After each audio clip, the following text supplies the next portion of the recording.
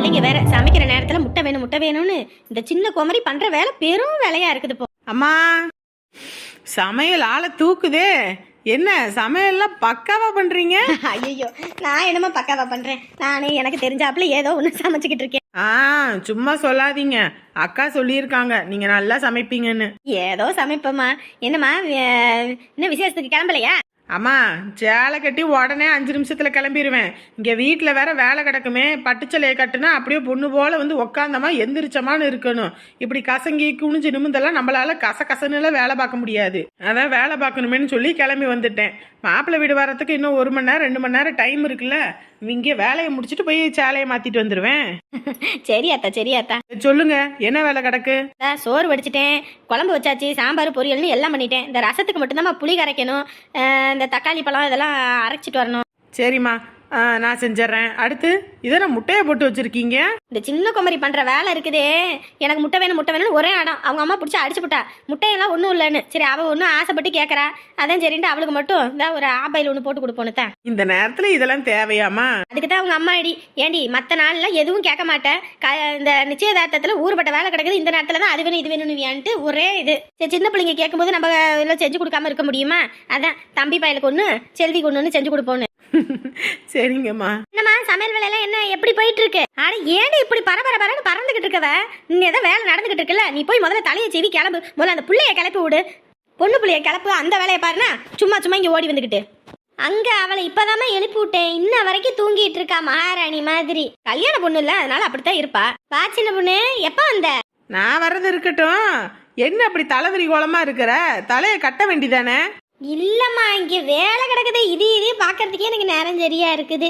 கொஞ்சம் புடவை காயாம இருந்துச்சு. நேத்து நைட்டு குளிச்சது. அதான் சரி கொஞ்ச நேரம் காயட்டுன்னு விட்டேன். இங்கிட்டு நாங்க எல்லா வேலையும் பாத்துக்கிறோம். நீ போய் கிளம்பு போ. அம்மாயி ரெடியா? ஏண்டி இன்னும் நீ துணி மாத்தலையா? இப்படியே சுத்திக்கிட்டு இருக்க? ஐயோ சாமி என்னமோ பண்ணு போ. சரி ஏக்கா கத்திக்கிட்டு கிடக்குற? நான் பாத்துக்கிறேன் விடு. செல்வி நீ வா, நான் எடுத்துறேன் உனக்கு சாப்பாடு. சரிம்மா இங்கிட்ட வேலையை பாரு, நான் வரேன். ராணி என்னம்மா பால் வேற வாங்கணுமா? மாப்பிள்ளை வீடு வந்துட்டாங்கன்னா பாலை வேற காய வச்சுட்டா வந்தோடனே காப்பி தூளை போட்டு கலந்து காப்பி வச்சு கொடுத்துடலாம். அதெல்லாம் இருக்கட்டும், இங்க வா. என்னம்மா இந்த கழுத்துல கிடந்த செயினுங்க? கழுத்துல கிடக்குற செயினா? அது பீரோக்குள்ள இருக்குமா. கழட்டி வச்சது மறந்துட்டேன். கழட்டி வச்ச மறந்தியா இல்ல இதையும் வித்து முடிச்சிட்டீங்களா? ஐயோ என்னம்மா பேசிக்கிட்டு இருக்க? அதெல்லாம் விற்கவும் இல்லை ஒன்றும் இல்லை. பொய் சொல்லாதடி. எங்க செயின்னு கேட்டேன். மா சும்மா இப்ப எதுக்குமா அந்த பேச்சு? வேலை ஊறுபட்டது கிடக்கு. இங்க இருந்து நீ வேலையை பாரு. இல்லையா நீ உள்ள போய் பாரு, நான் இங்கிட்ட வேலையை பாக்குறேன். யாரு நாங்க போட்ட நகை எல்லாத்தையும் வித்து ஒழிச்சு தள்ளிட்டீங்க. சரி கழுத்துல கிடக்குது அந்த ஒரு செயின் தான். எங்கேயும் போனா வந்தா போட்டுக்கிட்டு இருப்ப. அந்த செயின் முடிச்சாச்சா? இல்லைம்மா அவருக்கும் வேற வேலை இல்லை. வேலை இருந்தால் கூட அந்த ஓனர்கிட்ட காசு கேட்டு வாங்கி ஏதோ ஒன்று பண்ணிடுவார். லோனும் கிடச்சிது. அதுவும் வேற சின்ன பொண்ணோட பையன் விசேஷத்துக்கு வேற செஞ்சிட்டோமா. அதனால் சுத்தமாக அவர்கிட்டையும் காசு இல்லைம்மா. அதான் செயினை விற்று காசு கொண்டு வாங்கன்னு சொன்னேன். அதை வச்சுதாம்மா கல்யாண வேலையெல்லாம் இப்போ நடந்துருக்கு. கொஞ்சமாவது உனக்கு அறிவு இருக்காடி? இப்படி குடும்பத்துக்காக எல்லாத்தையும் கொடுத்து ஒழிச்சுப்புட்டு கடைசி காலத்தில் என்னடி பண்ண போகிற உங்களுக்குன்னு? எனக்கு என்னம்மா அதெல்லாம் அந்த அவர் வேலைக்கு போனாருன்னா அதான் இப்போ சம்பாரிச்சு கொடுத்துருவாரு. இதில் என்ன கிடக்கு? ஐயோ ஆண்டவனே ஏண்டி இப்படி இருக்க? உங்கள் அன்னிக்கெல்லாம் ஒன்றுமே போடாமல் வந்தா. ஆனால் உங்கள் அண்ணன் சம்பாரிச்சு அம்புட்டியும் சேர்த்து வச்சுருக்கான். உனக்கு எல்லாம் போட்டு கட்டி கொடுத்து இப்படி ஒன்றும் இல்லாமல் நிற்கிற. 4 பேர் விசேஷத்துக்கு வரவங்க கழுத்தில் காதில் இல்லைன்னு எதுவும் கேட்க மாட்டாங்களா? என்ன அடியே நீயே? ஐயோ அம்மா இப்போ யார் வந்து என் கழுத்தை பார்த்துக்கிட்டு இருக்கா? நீ வேற. அப்படி எதுவும் கழுத்தை பார்த்தா தான் கவரிங் செயின் ஊறுபட்டது வாங்கி வச்சிருக்கேன். அதெல்லாம் எடுத்து போட்டுக்கிறேன் சரியா? யாரும் என்னை பார்த்து கேட்க மாட்டாங்க. நல்லா இருக்குது போ. வயிறெல்லாம் எரியுதுடி. ஏண்டி இப்படி? ஐயோ அம்மா இன்னைக்கு இல்லைனாலும் என்னைக்காவது ஒரு நாள் நகையெல்லாம் வாங்கிக்கலாமா? கல்யாணம்னு இப்போதான் அவளுக்கு இருந்து நடக்குது. இந்த நேரத்தில் நான் நகையை போட்டு அழகு பார்க்குறதா இல்லை அவளுக்கு கல்யாணம் பண்ணி வச்சு அதை அழகு பார்க்குறதா? குடும்பம்னு குடும்பத்துக்கே மொத்தத்தையும் கொடுத்து அழிச்சிட்டேன். சரி என் கழுத்தில் கிடக்கிறதையாவது நான் கழட்டி தரேன், போட்டுக்க. 4 பேர் பார்க்குறவங்க ஒரு மாதிரி பேசிவிடுவாங்க. ஐயோ அம்மா நீ அதெல்லாம் ஒன்றும் தர வேணாம். நீ உன் கழுத்திலே போட்டுரு. அதெல்லாம் ஒன்றும் வேண்டாம், நீ போட்டுக்க. ஐயோ அம்மா எனக்கு வேண்டாம்மா. எனக்கு ஒன்றும் பிரச்சனை இல்லை. நான் அந்த துணி எடுக்க போகும்போது 2 கவரிங் செயின் வாங்கிட்டு வந்தேன். அதை நான் கழுத்து நிறைக்க போட்டுக்குவேன், சரியா? அது பார்க்கறதுக்கு தங்க மாதிரியே இருந்துச்சு, அதனால தான் அதை எடுத்துகிட்டு வந்தேன். நீ கம்முன்னு இரு, எதை போட்டு மனசை குழப்பிக்காத, வேலையை பாரு, மணி ஆயிட்டு. என் பிள்ளைக்கு எப்படியெல்லாம் நகை போட்டு கட்டி கொடுத்தேன், இன்னைக்கு ஒரு பவுனும் இல்லாமல் இருக்கிறா. ஐயோ ஆண்டவனே, என்ன பண்ணுறது? மாப்பிள்ளை கொஞ்சம் தங்கமான பையன்றதுனால தான் எல்லாத்தையும் பொறுத்து போகிறதா இருக்குது. இல்லைன்னா வாய்க்கு வந்தபடி பேசிவிடுவேன். டேய் தம்பி, வந்துட்டியா? வா வா வா வா. என்னப்பா, பொண்ணு வீட்டுக்கு போறதுக்கு எல்லாம் எடுத்து வச்சிட்டீங்க தானே? எதுவும் மறந்துடல? அப்புறம் கிளம்புற நேரத்துல அதை மறந்துட்டேன் இதை மறந்துட்டேங்கன்னா அங்க இருந்து இங்க வர முடியாது. ஐயோ அண்ணே, அதெல்லாம் நான் எடுத்து வச்சுட்டேனே, நீ எதை பத்தி கவலைப்படாத. எங்கம்மா நீ மட்டும் தான் கிளம்பி இருக்க, அவர் கிளம்பலையா? ஐயோ நீங்க வேற, அவரா கிளம்ப மாட்டாரு. காலையில போய் ஒரு சோப்பு வாங்கிட்டு வந்து பாத்ரூம்குள்ள நுழைஞ்ச மனுஷன் நொர மட்டும்தான் வெளியே வருதே தவிர அந்த ஆளு வெளியே வந்த பாடு இல்ல. ஏம்மா எல்லாரும் வந்துடணுமா, அதுக்காக தான் நான் பண்ணிட்டு இருக்கேன். எங்களுக்காக நீங்க எல்லாம் வருவீங்கன்னு. அண்ணே அதான் கிளம்பி வந்துட்டேன்லண்ணே, அப்புறம் என்னண்ணே? சரி சரி, அப்ப தட்டெல்லாம் எடுங்க, வண்டியில ஏத்திடுவோம். அடே இருடா ஒரு நிமிஷம். என்னப்பா என்ன பண்ணிட்டு இருக்கீங்க? மாப்பிள்ள பையன் நிச்சயதார்த்தத்துக்கு போறது, அவங்க எல்லாரும் கழுத்துல எல்லாம் கையில எதுவும் இருக்கான்னு பாப்பாங்க. எதுவும் இல்லைன்னா எதுவும் நினைச்சுக்குவாங்க. செயினை போடு. ஷோ அப்பா, எனக்கு இதெல்லாம் சுத்தமா பிடிக்காதுப்பா. இதெல்லாம் தேவையில்லாத வெட்டி ஆடம்பரம். எனக்கு இதெல்லாம் பிடிக்காது. எப்பயும் போல இருந்தா போதும். அண்ணே சும்மா அது வேணா இது வேணான்னு சொல்லாத. மாப்பிள்ளை குடும்பத்துல இப்படி போனாதான் அந்த பொண்ணுக்குமே கெத்து. பாக்குறவங்க என்ன சொல்லுவாங்க? இதுல என்னமா கெத்து கிடக்குது? உங்களுக்கு கெத்து இருக்குதோ இல்லையோ, அந்த ஊருக்காரவங்க எல்லாரும் நிச்சயத்துக்கு வருவாங்க.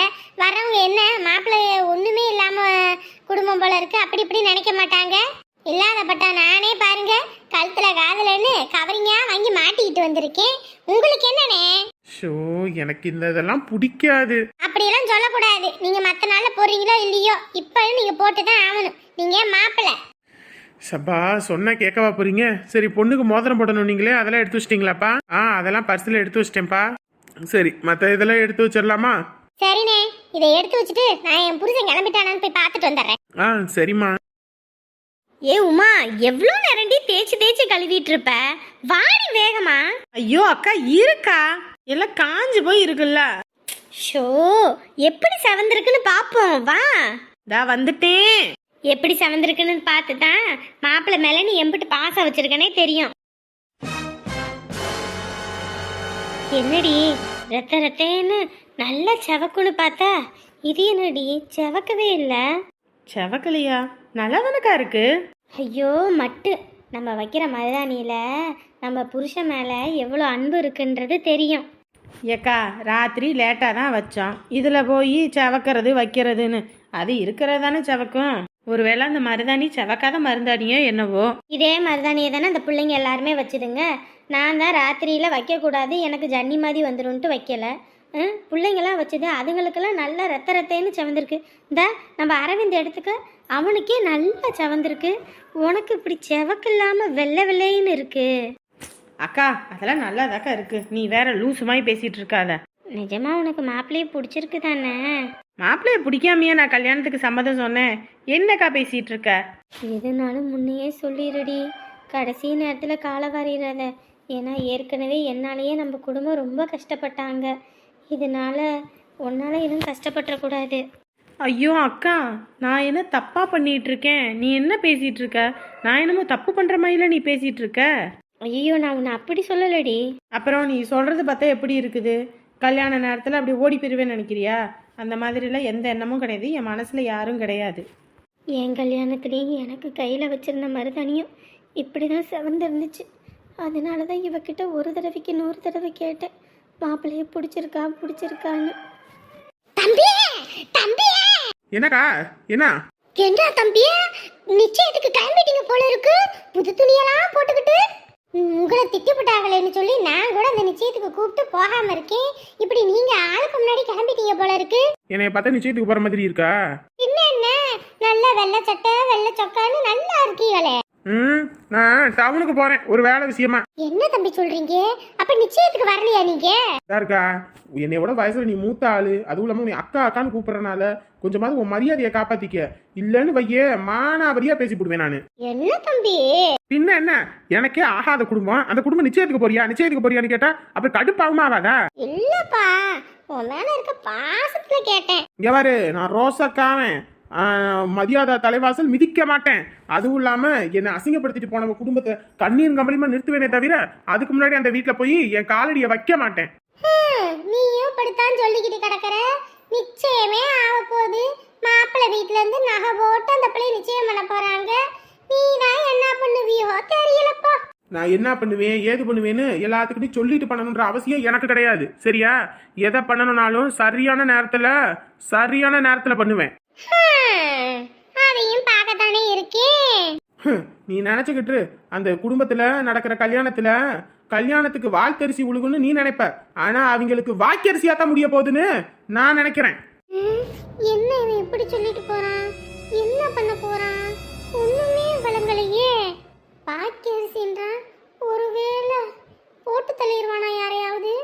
இல்ல பொண்ணை கடத்திடுவானா? இல்ல மாப்பிள்ளைய கடத்துவானா? இல்ல சோத்துல எதையும் கலந்துருவானா? ஐயோ ஒண்ணுமே புரிய மாட்டேங்குது. பொறுமை பொறுத்தார் தானே பூமி ஆள முடியும். பொறுமை. என்னங்க, இது நம்ம உமாபதிக்கு நிச்சயதார்த்தமாமா. நீங்க போயிட்டு வந்துடுறீங்களா? உமாபதிக்கு நிச்சயமா? யாரு? அதாங்க நம்ம வீட்ல அங்க குடியிருக்கான்ல உமாபதி, அந்த டிரைவர் பையன். ஆமா. டிரைவர்னு சொன்னாதானே எனக்கு தெரியும். நீ பாட்டு உமாபதினு பேரை சொன்னா எனக்கு என்ன தெரியும்? அதான் அந்த ஆட்டோக்கார தம்பிக்கு இன்னைக்கு நிச்சயம். வேற யாரும் இல்ல பொண்ணு, இந்த உமா தான். இவங்க வீட்டுல வச்சுதான் பண்றாங்களாமா. என்னைய கூப்பிட்டான். நான் எங்க இந்த மாதிரி விசேஷத்தெல்லாம் கலந்துக்கிறேன். நீங்க ஒரு எட்டு போயிட்டு வந்துடுறீங்களா? ஐயோ நானா? என்ன ஐயோ நானு? ஊர் தலைவர் நீங்க, எப்படியும் உங்களையும் கூப்பிட்டுருக்காங்க. அப்படியே அதுக்கு சேர்த்து போயிட்டு ஆளுக்கு ஒரு 500 மொய்ய வச்சு விட்டு வந்துருங்க. ஏன்னா கல்யாணத்துக்கு போக முடியுமா என்னன்னு தெரியல. நிச்சயத்துக்கு போறது அப்படியே 2 குடும்பத்துக்கு வச்சு விட்டு வந்துருங்க. என்ன பேசிக்கிட்டு இருக்க? நேத்து பஞ்சாயத்து வச்சதுலயே அந்த குடும்பத்துக்கு சப்போர்ட் பண்ணி பேசாம நான் ஒரு மாதிரி பேசிவிட்டோம். அதனாலயே அந்த அம்மா ரொம்ப இதா பேசிவிட்டாங்க. இதோட அந்த வீட்டு விசேஷத்துக்கு போனா 4 பேர் 4 விதமா பேசுவாங்க. உங்களுக்கு யாருங்க என்ன பேச போறா? அதுவும் இல்லாம ஊர் தலைவர் உங்க முன்னாடி எல்லாம் தான் வச்சு பத்திரிக்கையே வாசிப்பாங்க. இப்படி நீங்க ஒதுங்கி நின்னா எப்படி? சொன்னா புரிஞ்சுக்கோ. அன்னைக்கு அந்த மாதிரி பேசிவிட்டு மறுபடியும் அந்த குடும்பத்துல போய் தலை காட்ட சங்கட்டமா இருக்கு. நீயும் போக மாட்டேன்ட்ட. பேசுறதுக்கு பையனை அனுப்புவோமா? பையனையா? அவன் தான் நம்ம சொன்னாலே எந்த பேச்சும் கேட்க கூடாதுன்னு இருக்கானே. அவன் எப்படி போவான்? நீ சொன்னா போக மாட்டான். ஆனா நான் சொல்ற விதத்துல சொன்னா பையன் போவான். சரி, அப்ப உங்க விருப்பம். உங்க பையன்கிட்ட நீங்களே சொல்ற விதத்துல சொல்லுங்க. போயிட்டு வாரானா என்னன்னு பாப்போம். சரி, நான் பாத்துக்கிறேன். ஏங்க, மறக்காம குடும்பத்துல ஒருத்தராவது போயிட்டு வரணுங்க. போகாம விடக்கூடாது. ஏன்னா இங்கிட்டும் தெரிஞ்சவங்க அங்கிட்டும் தெரிஞ்சவங்க. சரி, நான் தான் பையனுக்கு போன் போட்டு சொல்றேன். அதுவும் இல்லாம அந்த பிள்ளை இவன் கூட படிச்ச பிள்ளை தானே. படிச்ச பிள்ளை விசேஷத்துக்கு போயிட்டு வந்தாலும் ஒன்றும் பிரச்சனை இல்லை. அதெல்லாம் போயிட்டு வருவான். அப்பா சொல்லுங்கப்பா. எப்பா இது நம்ம உமா பொண்ணு இருக்குல்ல? உமாவா? என்னப்பா? அதான் அழகு சுந்தர வீட்டிலேருந்து நம்ம வீட்டுக்கு வந்து இங்கே நிச்சயம்னு சொல்லி கூப்பிட்ருக்கு. உங்கள் அம்மாவும் வேலை இருக்குது போக முடியாதுன்ட்டா. எனக்கும் கொஞ்சம் வேலை இருக்குப்பா. உன் கூட படித்த பிள்ளை தானே. நீ அப்படியே போயிட்டு கொஞ்சம் கையில் ஒரு 500 மொய்யை வச்சு கொடுத்துட்டு வந்துடுறியா? அந்த பையனும் நம்ம வீட்டில் தான் வாடகைக்கு இருக்கான். அதனால தான் 2 பேர்த்துக்கும் 500 மொய்யை வச்சு கொடுத்துட்டு வந்துட்டீங்கன்னா நம்ம கொஞ்சம் இதாக இருக்கும். ஏன்பா போயிட்டு வந்துடுறியா? தப்பாக எடுத்துக்காதீங்கப்பா, செட் ஆகாது. நான் போலப்பா. எப்பா புரிஞ்சுக்கையா, நான் போக முடியாத சூழ்நிலையில தான் உன்கிட்ட சொல்கிறேன். போயிட்டு வா சரியா? அப்பாவுக்காக இந்த ஒரு ஹெல்ப் மட்டும் பண்ணு.